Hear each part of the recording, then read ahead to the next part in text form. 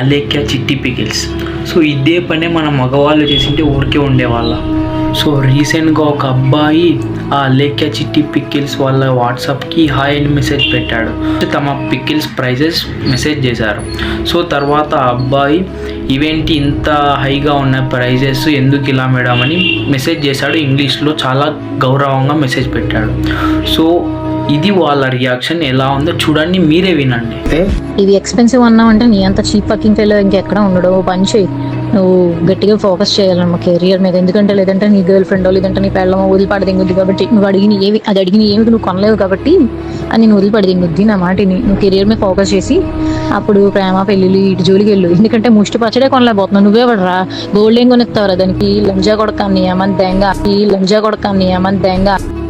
So ఇదే ప్లేస్లో ఒక అబ్బాయి అమ్మాయిని చేసింటే ఇలా ఉండేవాళ్ళ అందరూ? సొసైటీ ఇలా ఉండేదా? ఆ అబ్బాయిని లోపలి వేయించే వరకు ఊరికే ఉండేవారు కాదు. 2 రాష్ట్రాలు తగలబడిపోతున్నాయి. అబ్బాయిలకైతే అలా, అమ్మాయిలకైతే ఇలానా?